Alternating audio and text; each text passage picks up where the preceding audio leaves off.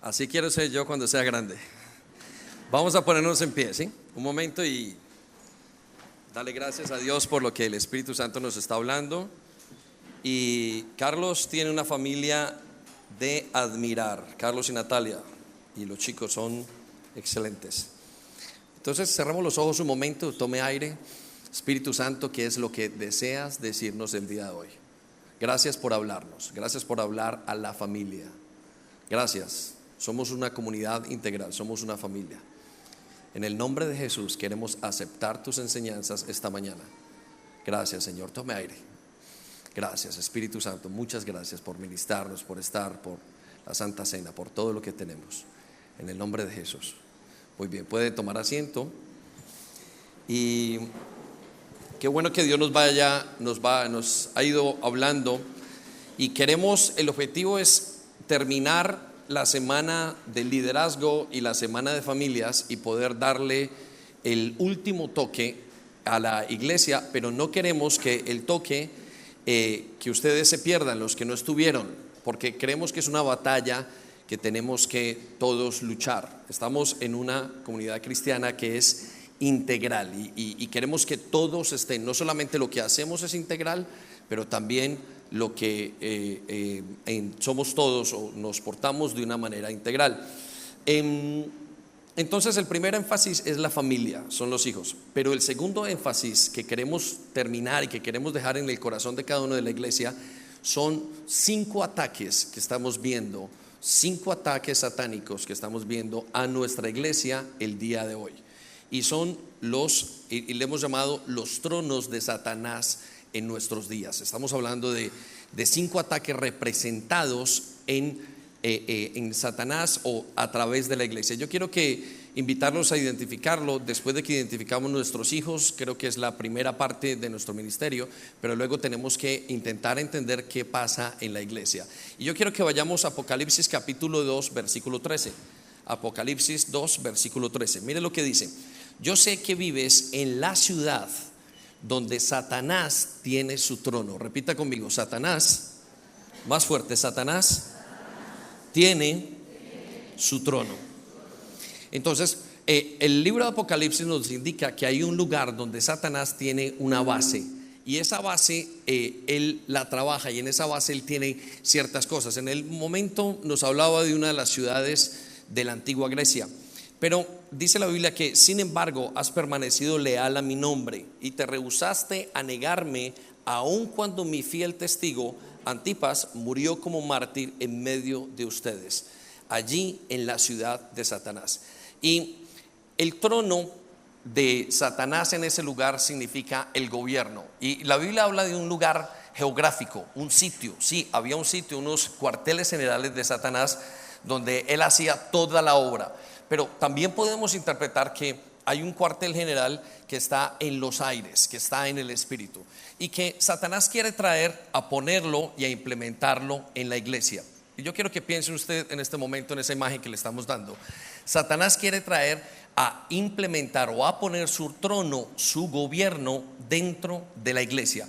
Y quiero decirle una cosa: me temo que ha ganado terreno, y lo podemos ver en nuestras filas, lo podemos ver en nuestras iglesias, podemos observar, y ahorita vamos a hablar de eso, a qué se refieren esos tronos. Ahora, el trono de Satanás no, como decía yo, no necesita ser físico.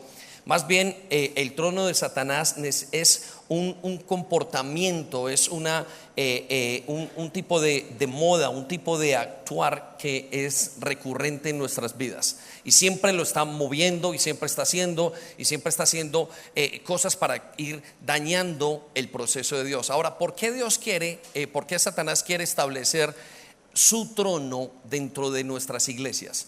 Bueno, porque es la mejor estrategia. Si él establece su trono dentro de la iglesia, la daña desde adentro. Desde afuera todos son ataques, pero si lo establece dentro de su hogar, dentro de su célula, dentro de su vida espiritual, dentro de nosotros, dentro de lo que tenemos como iglesia, pues va a ser un efecto mucho mayor. Entonces es la razón por la cual Satanás quiere hacerlo, es establecer su trono para dañar desde adentro la iglesia. Y creo que tiene 2 objetivos. El primer objetivo es copiar, es emular o es imitar lo que dice Dios: hágase tu voluntad acá en la tierra.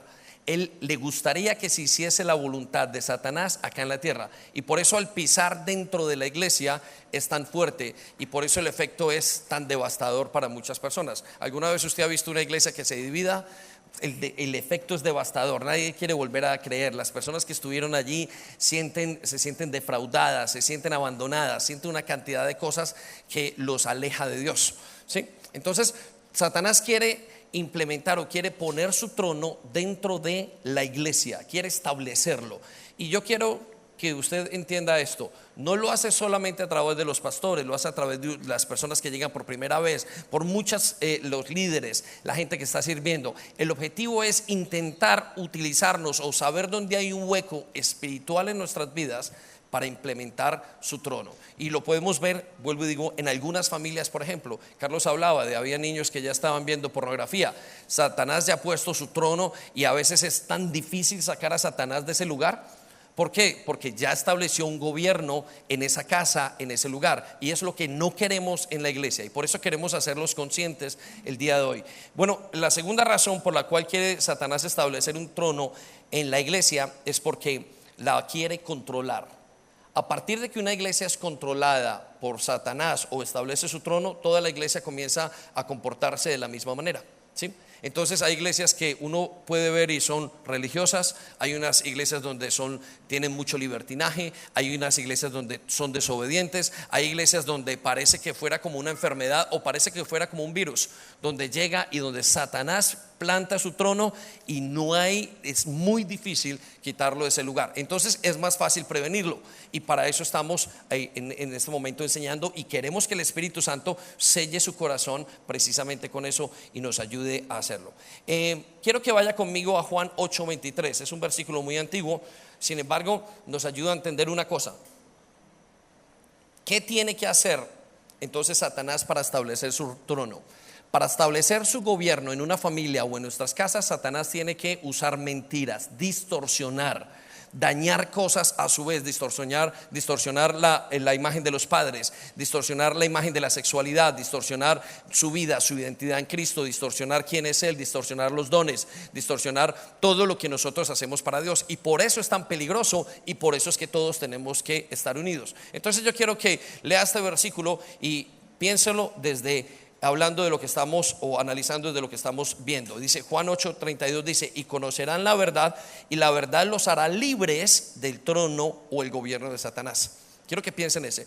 Si nosotros logramos identificar, como lo hace el ejército, por ejemplo, en la inteligencia militar, logramos identificar dónde es el ataque, entonces como iglesia vamos a poder enfocarnos en ese lugar y vamos a trabajar todos juntos. Y eso es lo que deseamos animarlos. Entonces voy a hablar del primer trono para no tomar mucho tiempo. Y el primer trono que vemos es el trono de la brujería. Brujería, ¿sí? El trono de la brujería. Y el problema del trono de la brujería en la iglesia, ya voy a contar un poquito de qué se trata o intenta atacar uno de los valores principales de la iglesia. Y quiero que se identifique con esto. El valor principal es la comunión con el Espíritu Santo. Este trono, cuando Satanás lo establece en una iglesia, en una familia, en una célula, en un ministerio, en la vida de una persona, lo que intenta es quitar la comunión con el Espíritu Santo. Entonces quiero que lo vaya identificando, y quiero que piense si usted ha caído en esto, y entonces podemos orar después, y usted puede llevarlo a su casa y orar en intimidad con Dios. Lo que quiere es atacar el primer bastión de Dios, uno de los más importantes para la vida de cada creyente, y es la relación con el Espíritu Santo. ¿Cómo lo hace? Bueno, a veces pensamos que la brujería tiene que ver con África, con lugares tercermundistas, que es una práctica de los países que no conocen a Dios, paganos. Pero la brujería es una actitud, y es una actitud común en la iglesia. Es una de las actitudes que vemos nosotros, estamos viendo muy comunes en la iglesia. Y a veces nos detenemos a pensar, esta persona, quiero que piensen esto: brujería es alcanzar algo ilegítimamente. ¿Sí? Es como cuando una niña viene a llorar: papá, papá, quiero que me des esto, quiero que me des esto. Y uno se lo quiere dar al hijo, pero uno sabe que lo está manipulando. Es lo que pasa en los hogares cuando el marido grita y le grita a la mujer y la intimida, o cuando la esposa llora para todo, cuando utiliza las relaciones sexuales, o cuando en la iglesia alguien dice: si no hacen esto, me voy de la iglesia. Si usted no me dice esto, yo me voy ahora mismo. Usted no me quiere como pastor, es que usted no está cuidando las ovejas. Eso se llama brujería dentro de la iglesia. Y quiero decirle que vemos levantándose y se levanta la brujería dentro de la iglesia. Es el control de la gente a través de la manipulación. Y tiene que ver en muchos casos de nuestra iglesia, por ejemplo, con la malicia indígena. Utilizamos todos los medios para poder obtener cosas ilegítimamente. Entonces deténgase a pensar si es usted lo que está haciendo. Por ejemplo, usted a veces dice y trata de manipular: bueno, si no lo haces, no importa. Es como que tienes una deuda con esa persona. Y esa es una característica de los últimos tiempos de la iglesia, donde la iglesia no va a querer depender del Espíritu Santo, sino que va a querer depender de sus propias fuerzas, y va a querer alcanzar todo lo que sea a nivel espiritual, pero a través de la manipulación, y no a través del camino legítimo que Dios trae para la iglesia. Entonces quiero que se detenga a pensar si usted conoce, si usted piensa, si usted lo puede ver en otra persona. Vaya conmigo a Juan capítulo 3 versículo 27. Y quiero recordarle las palabras de Juan el Bautista. Y mire lo que dice: respondió Juan y dijo: no puede o no debe, quiero que circule esas palabras allí en su Biblia o en sus notas, el hombre o el creyente recibir nada si no le fuere dado del cielo. Para vivir la vida cristiana, todo lo que usted tenga necesita ser dado primero por Dios. Usted no lo puede coger, usted le tiene que dar permiso, y el permiso lo tiene que dar Dios. Entonces, ¿cómo evitar la manipulación en la iglesia? Examínese. Diga: ¿por qué tengo que manipular? ¿Por qué no puedo esperar a que Dios me lo dé? Una persona tiene un novio o una novia y de repente, antes de que Dios les dé la bendición de casarse, se están acostando. ¿Qué está haciendo? Están intentando alcanzar esa bendición aparentemente que ellos quieren para su vida sentimental, emocional, ser llenos, y lo hacen manipulando. ¿Cómo? Acostándose. Entonces eso tiene que ver con alcanzar algo ilegítimamente. Y miren, eso lo hacíamos en el mundo. Eso lo hacía usted y lo vio hacer a sus padres. Pero ahora que estamos en la iglesia, las reglas del juego tienen que cambiar. Y las reglas del juego tienen que ser: espero hasta que no sea dado del cielo, yo no lo puedo tomar. Es la manera de prevenirlo. ¿Por qué? Porque cuando usted pide algo al cielo, usted tiene que pasar por el filtro del Espíritu Santo.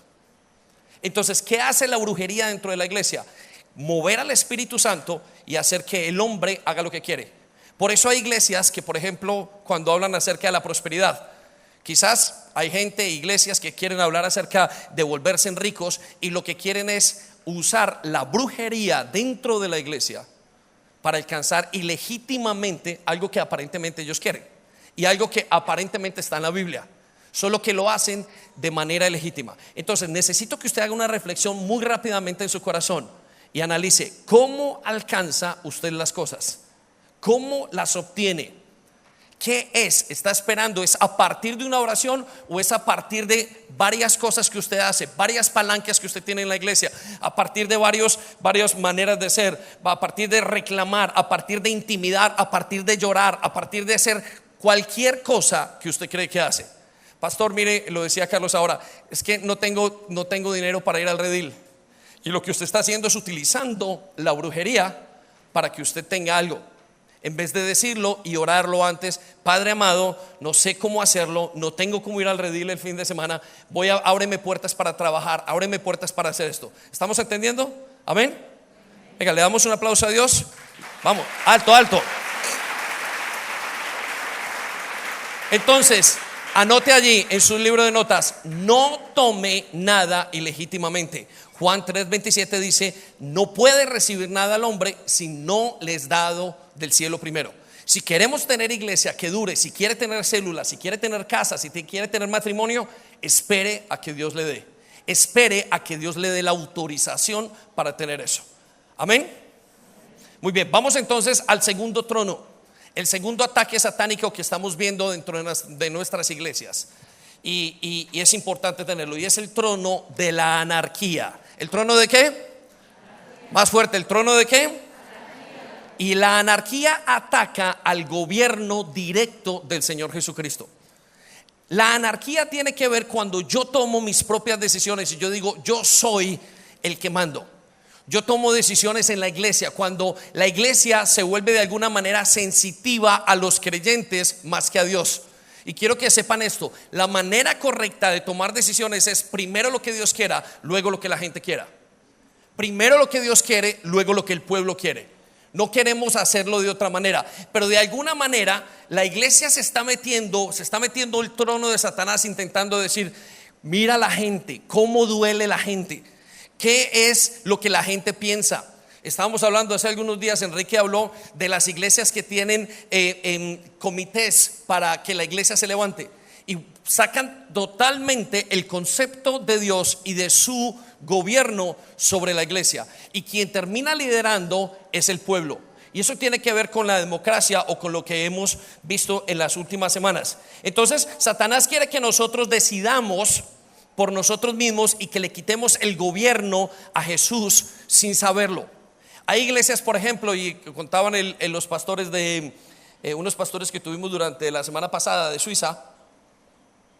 Nos decían es que en la iglesia en Suiza no se puede predicar más de 30 minutos. Y yo decía, pero ¿cómo puede ser eso? ¿Más de 30 minutos? Y digo, pero ¿quién es el que manda? ¿La gente o Dios? Es que no se pueden decir esto, pero ¿quién es el que decide? ¿La gente o Dios? Es que no podemos decir ciertas cosas a la gente en la calle. Y uno se pregunta, ¿quién decide? ¿La gente o Dios? ¿Por qué nos tenemos que adaptar a la gente cuando la iglesia se tiene que adaptar a Dios? Ahora, ¿cómo llega uno a ese punto en que la iglesia se tiene que adaptar a Dios? Cuando con el tiempo cedemos y cuando comenzamos a pedir y a querer reinar nosotros. Mire, quiero que sepa una cosa: el gobierno de Dios en la iglesia es el que la mantiene sana. Es lo que permanece, lo que hace que usted de una iglesia sana se levante, es el gobierno de Dios, no es el gobierno de la gente. Y a algunos les gustaría, como se dice, votar y decir, yo levanto la mano, creo esto, creo lo otro. Y le voy a decir una cosa: no importa lo que usted crea. De hecho, no importa lo que yo crea. Lo que importa es lo que Dios piense. Amén. Denle un aplauso a Dios gigante, por favor. Venga. Dios no se adapta a la congregación. Iglesia, tenemos que saberlo, tenemos que tenerlo súper claro. Vamos a un redil: Dios no se adapta a mí, yo me tengo que adaptar a la congregación. Yo soy el que tengo que hacer el cambio. ¿Por qué? Porque yo soy el que vengo de una vida pecaminosa. Entonces tenemos que entender que la necesidad nuestra es adaptarnos a Dios, no Dios a nosotros. Por eso el gobierno espiritual le pertenece a Dios para decidir, no a usted y a mí. Pastor, no me gusta lo que dijo. Lo entiendo, puede que no le guste, pero eso es lo que hay. Eso es lo que Dios nos ha dado. Es que no funciona de otra manera. Cuando usted y yo gobernamos nuestros hogares a la manera nuestra, no funcionan. Por eso estamos aquí. Por eso todos venimos con nuestras vidas quebrantadas. Vaya conmigo a Segunda de Crónicas, capítulo 20, versículo 6. Capítulo 20, versículo 6. Y voy a utilizar en esta versión que me gusta, me resalta este versículo de una manera especial. Mire lo que dice: y dijo, Señor, Dios de nuestros antepasados, escucha el tono de la voz, ¿no eres tú el Dios y del cielo y el que gobierna a todas las naciones? ¿No eres tú el Dios que gobierna a todas las naciones? Es tal tu fuerza y tu poder que no hay quien pueda resistirte. ¿Por qué Salomón se levantó con tanto esplendor? ¿Por qué Israel en los momentos más maravillosos se levantó con tanta fuerza? Porque fue Dios el que escogió, no ellos. Y vemos en el libro de los Jueces que ellos comenzaron a hundirse cuando ellos comenzaron a tomar decisiones. Entonces, iglesia, necesita destronar a Satanás primeramente de su corazón. Necesita decirle: Señor, yo no tengo elección. Yo no tengo elección. No estoy aquí para elegir, estoy aquí para seguir. Yo no tengo elección, no me sirve. La única elección que puedo hacer es seguirte o no seguirte. Una vez te sigo, tiene que ser a tu ritmo, no al mío. Amén. Entonces la forma de evitar que este trono se establezca es entender que la vida cristiana solamente funciona cuando Dios decide. De resto no va a funcionar. Deténgase en el momento, en su mente, en esto, haga un paréntesis allí y piense todas las decisiones que ha tomado en su vida. ¿Cómo llegaron a hacer malas decisiones? Porque fue usted el que escogió. Necesitamos mantener la iglesia limpia. Vaya conmigo al tercer trono. El tercer trono es el trono de la religiosidad. Y este trono tiene como objetivo atacar la gracia. Satanás, lo hemos escuchado muchísimas veces, y esta es una iglesia que expone esa verdad continuamente, es el amo de las religiones. Y la manera estratégica de dañar la iglesia es distorsionar las prácticas espirituales. Por eso vemos que al distorsionar las prácticas espirituales tiene como dos objetivos muy claros. Tiene uno, poner leyes muy fuertes sobre nosotros, hacer que nosotros nos volvamos religiosos. Y cuando viene la religiosidad nos seca por dentro, nos seca continuamente. Por eso es que nosotros no podemos. Es un ataque satánico. Es asecarnos lo bueno que tenemos, lo que nos gozamos, lo que nosotros vemos de parte de Dios, pero de repente lo vuelve como una estructura que no tiene, que es muy rígida y daña al resto de las personas y los seca. Por eso es importante entender cómo este trono de religiosidad ataca a la gracia, y nosotros es un elemento, es un bastión importantísimo de nuestra fe cristiana. Es necesaria, la gracia es lo que nos hace vivir cuando pecamos. La gracia es lo que nos da la capacidad de ser perdonados en la iglesia. La gracia es la capacidad, la que nos da la capacidad de cumplir la ley en la fuerza de Jesús, no en la de nosotros. Por eso Satanás utiliza cada momento para dar un bombardeo, enviar un cohete a su corazón, enviar un cohete a su célula, enviar un cohete a la iglesia y dañar la gracia que Dios tiene a través de la religiosidad. Y cuando no puede hacer eso a través de la exigencia, ¿sabe qué hace? Lo hace a través de distorsionar las prácticas espirituales. Y por eso vemos iglesias que tienen y que tiemblan y piensan que recibir el Espíritu Santo es continuamente temblar, o que experimentar el Espíritu Santo es hacer algo, o que la prosperidad de Dios es traer dinero a la iglesia abundantemente y va a recibir una fortuna increíble. Entonces todo lo que hace Satanás es dañar para que la iglesia sea como distorsionada en todos sus dones, y así establece el reino de Satanás en esa iglesia, en esa persona. Usted tiene que cuidarse, y la manera de cuidarse es la comunión con Dios. Quiero que vaya conmigo a Gálatas capítulo 2 versículo 11, y vamos a identificar esto en la vida de Pedro, uno de los hombres más maravillosos del Nuevo Testamento que todos lo conocemos, para entender cómo es la dependencia del Espíritu Santo y la sanidad del hombre la que ayuda a mantener una iglesia sin religiosidad y una iglesia con gracia. Vaya conmigo a Gálatas 2 versículo 11.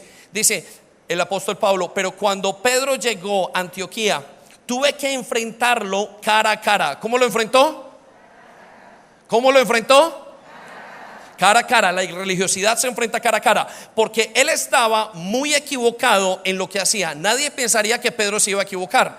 Mire lo que dice en el versículo 12. Cuando llegó por primera vez, Pedro comía con los creyentes gentiles, quienes no estaban circuncidados.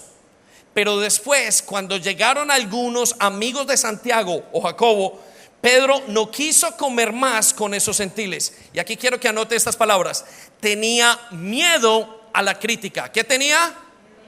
No se escucha, iglesia. ¿Qué tenía? Miedo a la crítica de los que insistían en las necesidades de la circuncisión. ¿Sabe cuál fue el gol de Pedro? Tenía falta de sanidad, no sabía quién era en Cristo. No conocía tanto en la comunión del Espíritu Santo el Espíritu de Dios, que cuando vino comenzó a poner reglas y dejó de vivir en la gracia y se puso a vivir en la ley.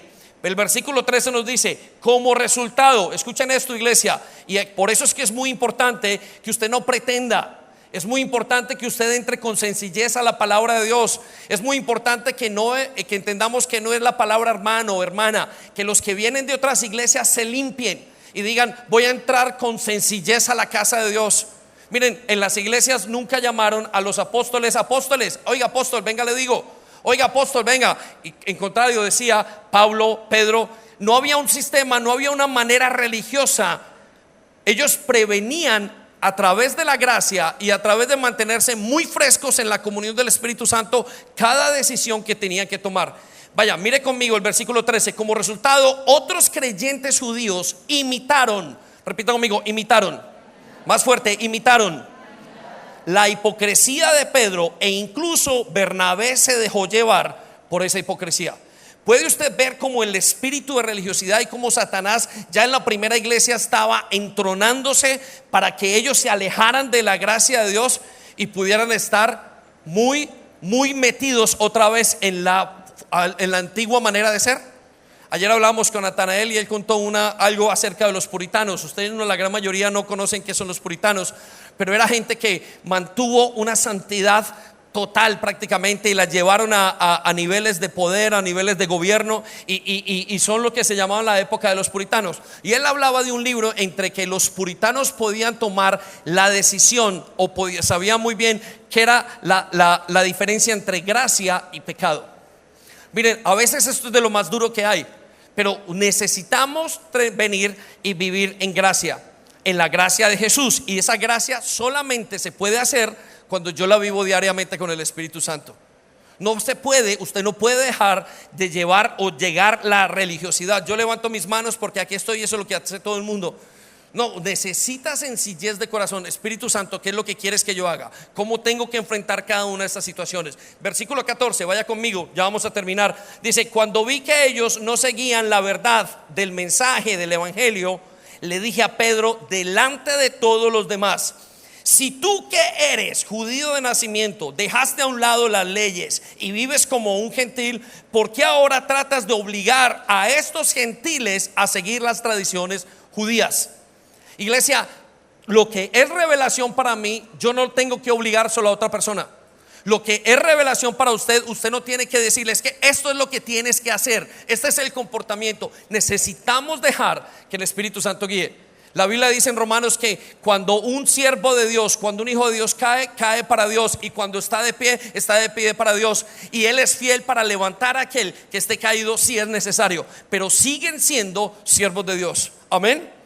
Entonces quiero que piensen eso y analizar dónde en mi vida se está metiendo el espíritu de religiosidad, sacándome de aquello que es la gracia de Dios. Si usted se siente seco, si usted siente que necesita renovarse, es tiempo de pedirle perdón a Dios. Señor, perdóname, ya traigo un lenguaje pesado. Y quiero que sepa, los que intentamos cuidarnos de la religiosidad, nos damos cuenta que están secos. ¿Por qué? O se dan cuenta cuando uno está seco, porque se nota, es difícil de manejar, es difícil de caminar, es difícil de que la persona fluya en el espíritu. Yo quiero llevarlo al cuarto trono, el trono de la rebeldía. Repita conmigo: rebeldía. Y la rebeldía tiene como objetivo atacar el bastión de Dios, el bastión de Jesús, de la autoridad. Si la rebeldía alcanza a atacar la autoridad de la iglesia, y por eso es supremamente importante que usted obedezca, es supremamente importante que usted aprenda a estar bajo autoridad, que usted aprenda a llevar su familia y a ponerlos bajo autoridad, que usted en una célula respete quién es. Mire, cuando yo llego acá de Madrid, a mí me sientan donde me dice que me tengan que sentar, pero usted es el pastor de Londres, nada que ver con eso. Todos estamos bajo autoridad. Y esa autoridad bajo la que usted tiene que estar, necesita practicarla. Es esencial en la iglesia. Iglesia, si perdemos la autoridad, si perdemos el respeto a la autoridad dentro de la iglesia, Satanás va a colocar su trono en este lugar y nos va a dañar todo lo que hemos alcanzado. En 0, se seca. En 0, la iglesia comienza a fragmentarse. ¿Por qué? Porque lo que mantiene, como la gravedad mantiene todas las cosas en el orden de la tierra, la autoridad mantiene todos los aspectos de la vida cristiana en el orden correcto. El papá tiene que ser respetado. Iglesia, hijos o esposas, madres, el papá es la primera persona en la casa, luego la mamá, luego los hijos. En la iglesia es igual, los pastores. Todo el concepto de autoridad debe ser respetado. ¿Por qué? Porque si no, Satanás va a colocar aquel trono de autoridad sobre la iglesia. Vaya conmigo a Lucas capítulo 7, versículo 7. 17, versículo 7.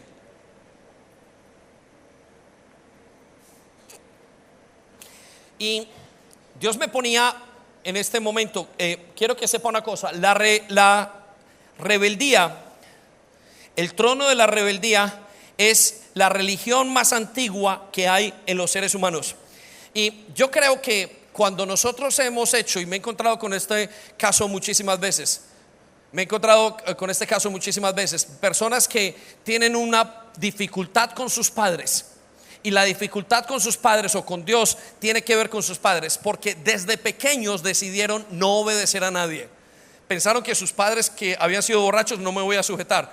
Pensaron que su mamá había fallado, no me voy a sujetar. Hicieron una promesa interna que Satanás al día de hoy la sigue valorando como suya, y que ve en la vida de cada una de las personas. Dice: esta persona decidió ser rebelde hace muchísimos años, y por eso es que en su vida se ve tan desordenada. Miren, quiero decirle una cosa: las personas que están bajo autoridad, o las personas que están fuera de la autoridad, se nota muy fácil, se nota la diferencia supremamente fácil.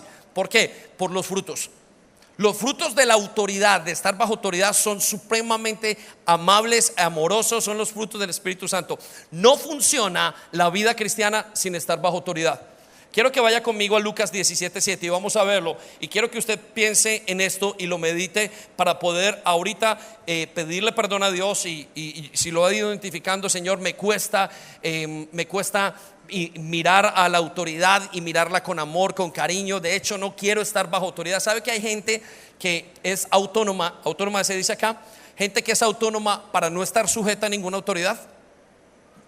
Lo repito, hay gente que es autónoma para no estar sujeta a ninguna autoridad. Yo no quiero que nadie me mande.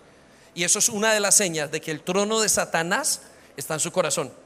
Porque aquellas personas que son sabias, aquellas personas que están en el Espíritu, deciden estar por voluntad propia bajo autoridad. Ese es el sello del trono y el gobierno de Dios. Y el no estar bajo autoridad es el sello y el sello de estar bajo el trono satánico. Amén. Vaya conmigo a Lucas 17:7. Dice así: cuando un sirviente vuelve a arar o de cuidar las ovejas, ¿acaso su patrón le dice: ven y come conmigo? Versículo 8.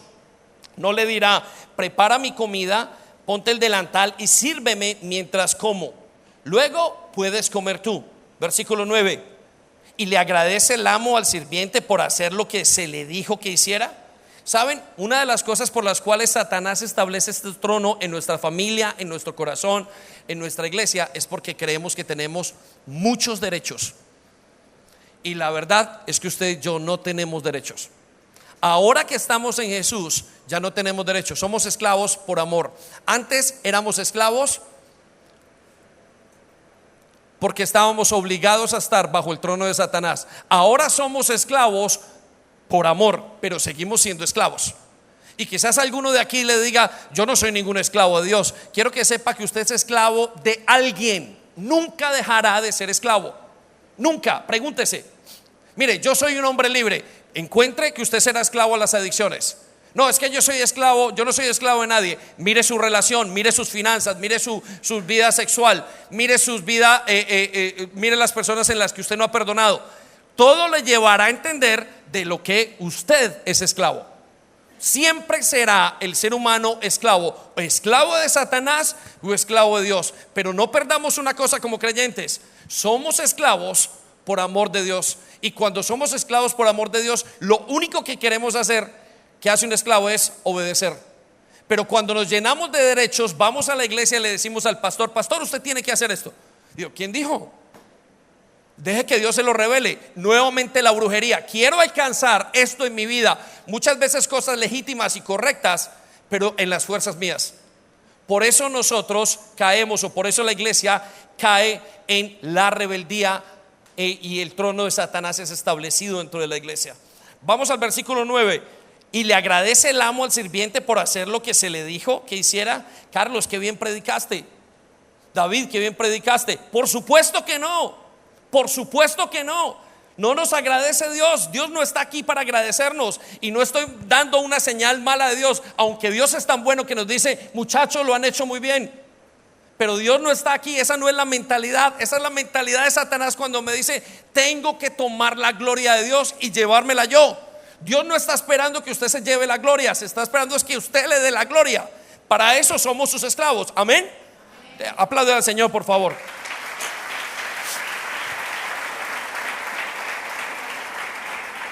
Versículo 10. De la misma manera, cuando ustedes me obedecen, deben decir. Y aquí a muchos de nosotros se nos cae el fundamento de: me tuvieron que pedir permiso. Con esto no estoy diciendo que el liderazgo tenga que decir: oiga, usted tiene que hacer esto, y que los empresarios lleguen a su empresa y le digan: ustedes son mis empleados. No, de eso no se trata. Si usted ha entendido eso, está equivocado. Se trata de que en su corazón usted se doblegue y se sujete a la autoridad de Dios. Por eso dice en el versículo 10: de la misma manera, cuando ustedes me obedecen, o cuando me obedezcan, deben de decir. Y ese es el Señor Jesucristo hablando: somos siervos indignos que simplemente cumplimos nuestro deber. ¿Sabe qué dice Satanás? Somos siervos exitosos que merecemos que alguien nos dé las gracias por nuestras ofrendas, por nuestros diezmos, por lo que somos. Se mete dentro de la iglesia la rebeldía, el deseo de que el hombre sea exaltado. Y esa es la religión más antigua. Si hay una cosa que tenemos que luchar, es precisamente contra esto, contra el trono de la rebeldía que Satanás quiere establecer en nuestras casas. Muy bien, quiero llevarlo al quinto. Hemos visto 4 tronos hasta el momento.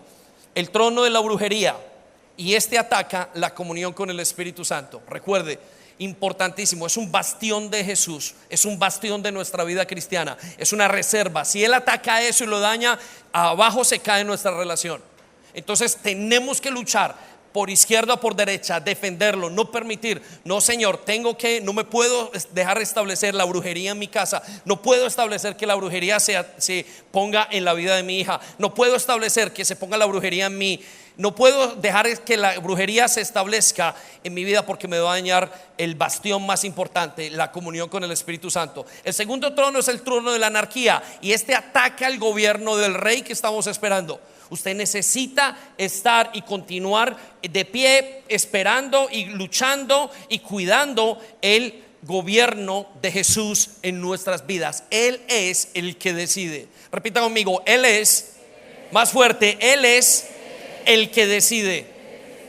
Y en el tercer trono tenemos la religiosidad. Satanás quiere entrar a establecer su trono de ley, de condenación sobre la gracia que hemos recibido de Jesús, para que podamos caminar nuestros días en paz y para que podamos llegar donde tenemos que llegar. Y en cuarto lugar, el trono de la rebeldía, el que ataca lo que mantiene el equilibrio de la vida cristiana, el equilibrio de una iglesia, el equilibrio de una familia, el equilibrio emocional de una persona, lo mantiene la autoridad. Mire, cuando a veces dicen: ¿por qué una persona cae en depresión? Porque dejó de perdonar y sujetarse a sus padres cuando era pequeño. Luego en la vida no se acostumbró y terminó lejos de la autoridad, deprimido. ¿Por qué? Porque no se supo sujetar a este concepto y a la autoridad, que es lo que mantiene todo. Y por último tenemos el trono del ocio. Repita conmigo: el trono del ocio.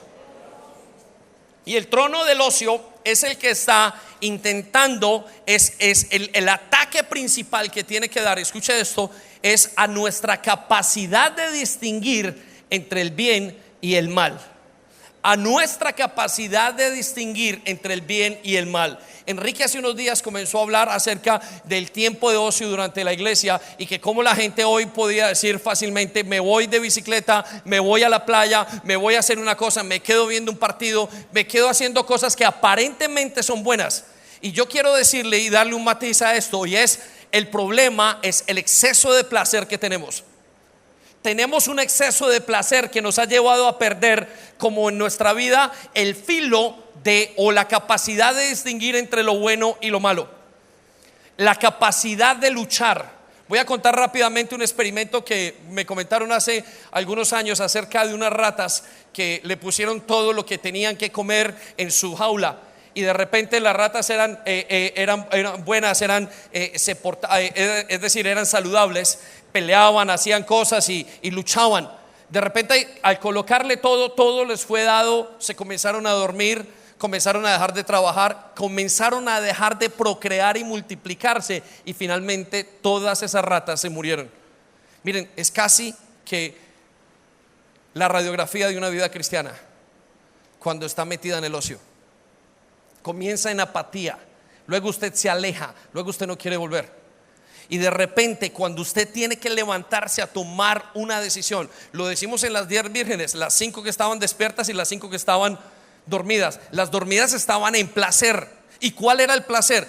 Quiero satisfacerme a mí mismo, quiero satisfacer mi vida, quiero satisfacerme sexualmente, quiero satisfacerme emocionalmente, quiero satisfacerme en financieramente, quiero tener un placer, quiero.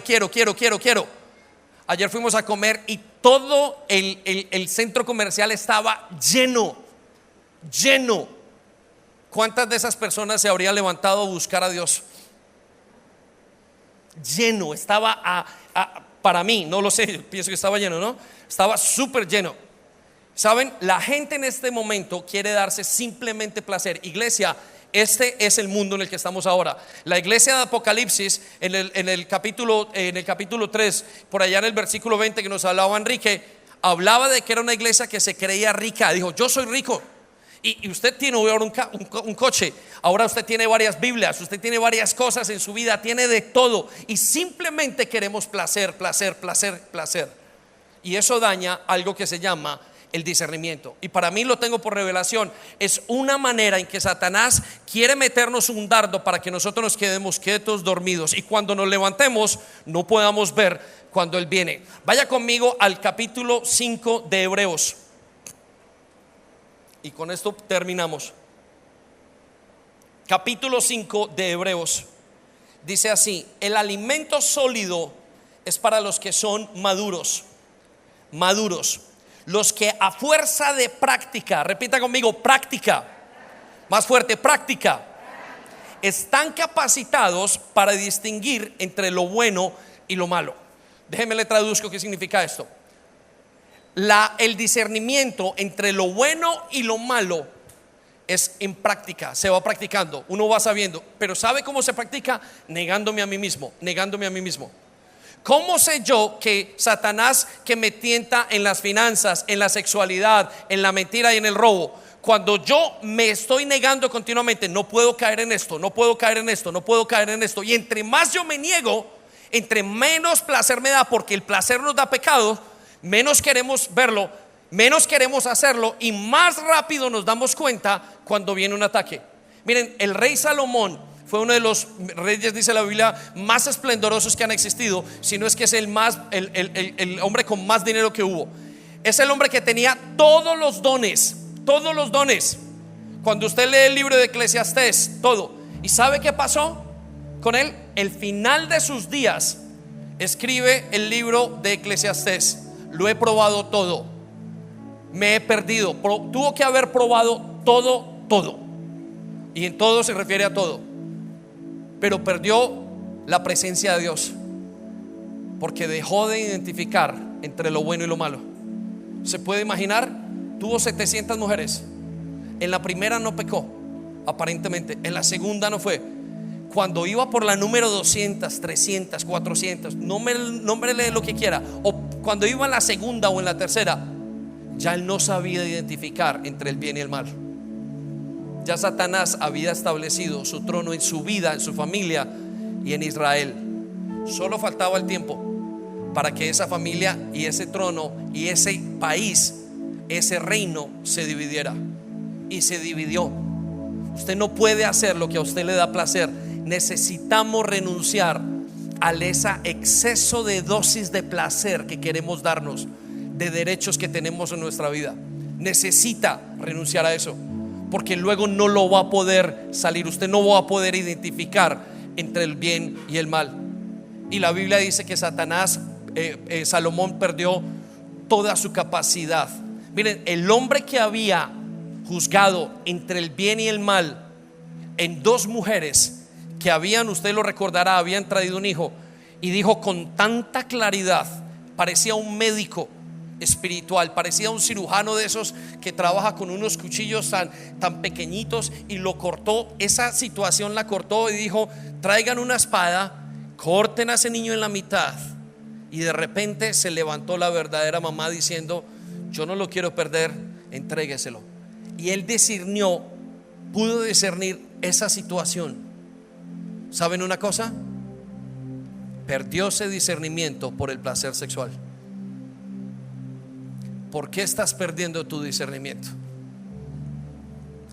¿En qué cosas no te estás negando?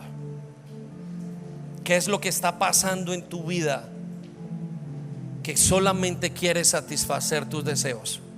Necesitas afilarlo. Tu discernimiento es como un cuchillo que se daña, que le falta el filo, pierde el filo con el placer excesivo. Con eso no estoy diciendo no descanses, pero aún en tu descanso necesitas poner a Dios de primero. Y este es el trono de Satanás atacando nuestro discernimiento, el trono del ocio. Si él lo puede hacer, nos dejará tan ciegos, tan sordos, sin ninguna capacidad de diferenciar entre el bien y el mal. Y quiero decirte que he llegado a ver personas y me he dado cuenta que las personas con más discernimiento que conozco son personas que continuamente se niegan a sí mismas. Están en un ayuno, están dispuestos a orar, están dispuestos a entregar, están dispuestos a dar, están dispuestos a hacerlo. Y miro que se reúnen las mismas características. Algunos de ellos, ¿saben una cosa? No tienen ni televisor.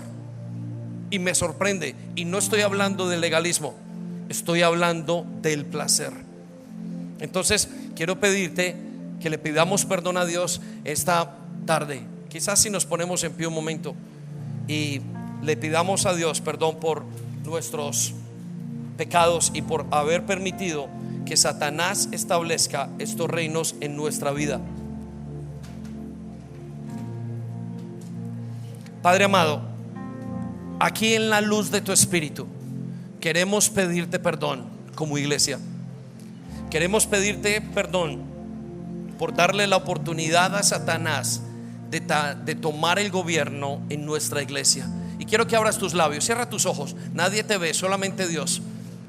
Abre tus labios. Señor, te pido perdón en el nombre de Jesús por dejar establecer el reino satánico en mi casa, en mi vida y por consiguiente en mi iglesia, por no resistir a la tentación, por no hacer las cosas a tu manera, por dejarnos seducir por el espíritu de brujería. Vamos, abre tus labios, dile: Señor, hoy estoy aquí entendiendo tu palabra, por no cuidar y valorar tu gobierno, por no valorar el gobierno en la iglesia, por no cuidarlo, por no respetarlo, por no cuidar el gobierno tuyo en mi hogar, por dejarnos seducir por la religiosidad, por caer en exigencias que tú no nos has dicho. Te pedimos perdón en el nombre de Jesús. La Biblia dice: si me arrepiento, Él es fiel y justo para perdonarnos, pero también es fiel y justo para limpiarnos de toda maldad. Y Satanás no tendrá ningún poder dentro de nuestros hogares, dentro de nuestras vidas, dentro de nuestras casas.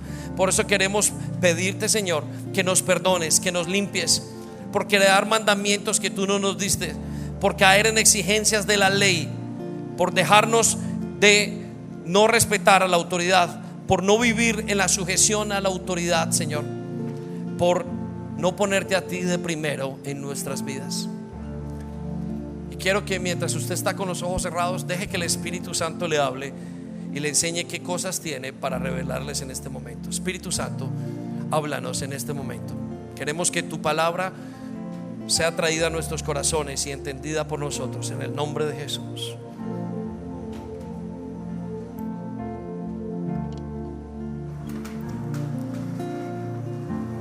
La Biblia nos enseña que el justo con dificultad se salva.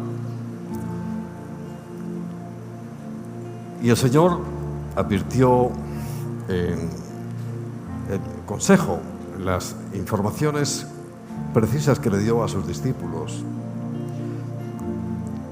En el capítulo 24 de Mateo, en el versículo 10 les dice: serán días en que la firmeza de la fe de muchos correrá peligro.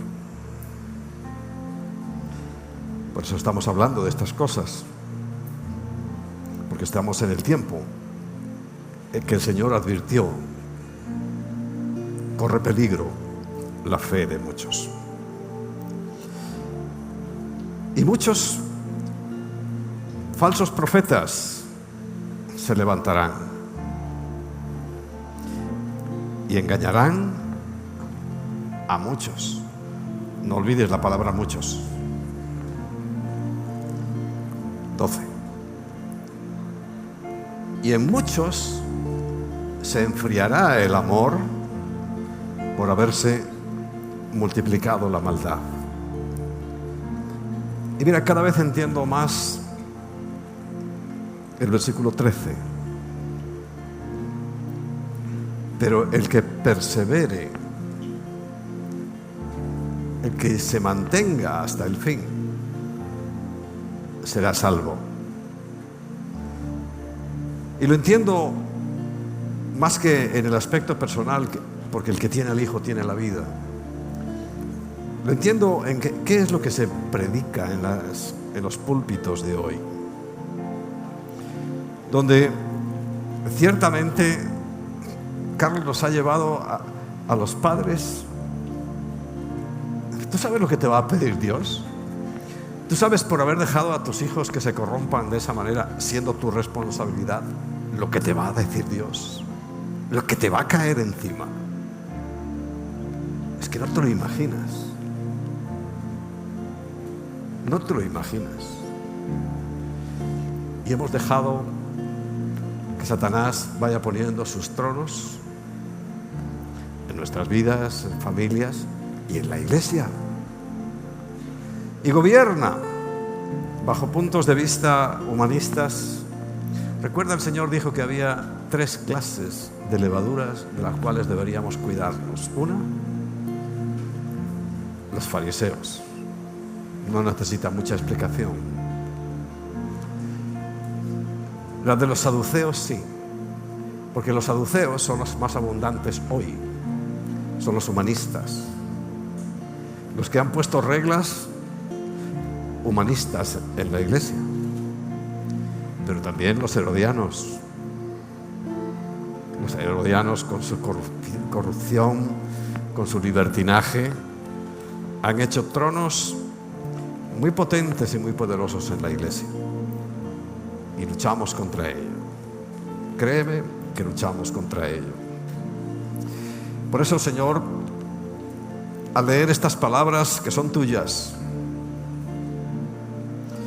al ver cómo las cosas están sucediendo delante de nuestros ojos, sin apenas tener capacidad para hacer nada en este mundo ya, donde la iglesia ha perdido totalmente su influencia. Y lo vemos y lo entendemos, Señor, porque aún dentro de cada una de las iglesias la autoridad se ha deshecho por completo, se ha disuelto. Entendemos, Señor, que haya gran parte de enojo de tu parte, pero sabemos que hay mucha más misericordia que enojo. Y una vez más apelamos a esa misericordia, Señor, para que tú nos des la oportunidad de volver, de regresar, de arrepentirnos. Porque queremos llegar al final. Porque el que persevere hasta el fin, hasta que todo se acabe, será salvo. Enséñanos y ayúdanos a predicar salvación, no a predicar ociosidad, comodidad, sino a estar incluso dispuestos a dar nuestra vida por ti. La oportunidad que nos das es enorme y hoy te la agradecemos profundamente. Con nuestros labios queremos terminar honrándote, dándote el fruto de nuestros labios que engrandezcan tu nombre, Señor. y dándote un fruto de nuestro amor.